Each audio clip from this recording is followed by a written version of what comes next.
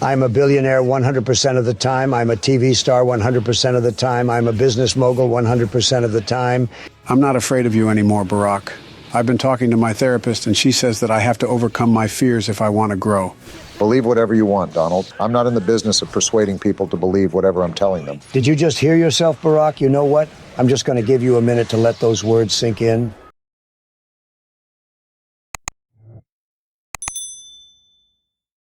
Hey guys, I was just about to continue playing Naruto Ultimate Ninja Storm 4. Nice one, Joe. Dibs on going first.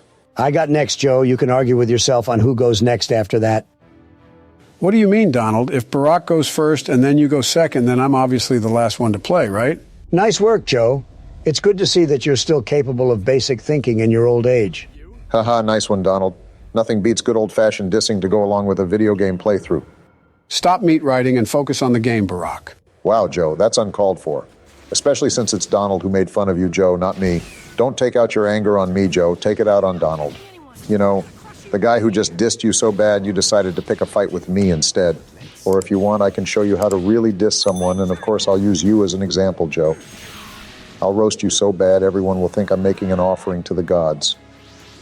I'm not afraid of you anymore, Barack. I've been talking to my therapist, and she says that I have to overcome my fears if I want to grow. It turns out that my one biggest fear is dissing you, Barack. That's understandable, Joe. Barack's whole personality is being cool and roasting others. It's no wonder you're afraid of dissing him. You obviously don't stand a chance, but I have to commend you for being open about this. Yeah, Joe, Donald's right. It's understandable that you feel that way. And Donald's also right that you don't stand a chance. I mean, you're so easy to make fun of because you're so old and slow and so many things fly right over your head. On the other hand, I'm so quick-witted, calm, cool, and collected that if you and me dissed it out, you'd probably be traumatized for weeks. So your fear of me is actually justified, Joe. Also, you're not the only person who feels that way. There's a whole list of people who are training right now as we speak, hoping to metaphorically step in the ring with me one day and lay me out flat like a worn-out rug. So get in line, Joe. You're number 134, if I'm not mistaken. Do you honestly expect us to believe that there's 133 people out there who want to do a 1v1 roast battle with you? I'm not buying it. I'm serious, Joe. I've traveled countless countries and dissed countless people everywhere I went, slowly but surely sharpening my roasting skills to perfection. I even hosted underground roasting tournaments. I'm literally the Floyd Mayweather of roasting with a record of 186-0. But enough about my roasting abilities, guys. It's my gaming skills that deserve praise today. I mean, just look at how I'm mopping the floor with Madra. You took damage, Barack, so it doesn't count. Everyone knows that you can only brag about being good in a fighting game if you do a perfect win. Yeah, Barack, plus, let's not forget that your character is overpowered. I'm sure any one of us could have done just as good, so only a perfect victory could make you stand out. Nah, you guys are just jealous. You know what? Challenge accepted. Next time I play this game, I can pretty much guarantee that I will take 0 damage. The ultimate flex to show you guys just how much better I am than you guys. That's not going to happen, Barack. You're suffering from a severe case of delusions of grandeur, so it makes sense why you think you can do it. But everyone else can see that you're just a lunatic. All right, Barack, hand me the controller. It's my turn now. Yeah, Barack, are we really supposed to believe that you hosted underground roasting tournaments all across the world and that you never lost even a single match over a course of 186 bouts? And now you're saying that you can score a perfect win in Naruto Ninja Storm 4? If you could do it, you would have done it already, so stop the cap, Barack. I have done it already, Joe. You just weren't there when I was doing it. Just like I really did host underground roasting tournaments and never took an L. You just weren't there when I was doing it. Now, Barack, Donald is right. You are suffering from a very serious case of delusions of grandeur. You guys remind me of the time I went to North Korea, and I told some villagers that I was a former president of the U.S., and they all called me crazy and said that there is only one president in the whole world. Damn it, Barack, you never visited North Korea. Stop lying. Believe whatever you want, Donald. I'm not in the business of persuading people to believe whatever I'm telling them. Did you just hear yourself, Barack? You know what? I'm just going to give you a minute to let those words sink in. Yeah, Barack, I'm the slow one here, but even I understand that what you said was off. Damn it, guys, just because I'm a politician doesn't mean I'm a politician 100% of the time. Kind of like you, Donald. Are you a politician 100% of the time? Speak for yourself, Barack. I am a lot of things, and yes, I am all of those things 100% of the time. I'm a billionaire 100% of the time. I'm a TV star 100% of the time. I'm a business mogul 100% of the time. And I'm a politician 100% of the time. And the list goes on, Barack. And I am everything on that list 100% of the time, no exceptions and no excuses. And I am Joe Biden 100% of the time. Don't forget about me, guys. Congratulations on remembering your own name, Joe. Good job. Keep up the good work. Joe, whatever you're paying your therapist, it's not enough. You are clearly beyond help. You need a whole specialized team of psychologists and neurosurgeons to jumpstart your brain and get it working as normal again. Yeah, Barack, but the problem is that you are working under the assumption that his brain is capable of functioning normally and that there ever was some point in the past where his brain was normal. I deduce with my awesome judgment skills that I have acquired across many decades as a businessman that he was never even once in his past capable of even an ounce of normalcy. Nah, guys, you guys are being mean for no reason right now. Sometimes you have to break an egg to make an omelet, Joe. Nah, Barack, you always have to break an egg to make an omelet. All right, in a scenario like this where you are making fun of me, exactly what aspect of this is the egg and what is the omelet? The egg is your feelings and the omelet is the pure facts we're spitting so unapologetically.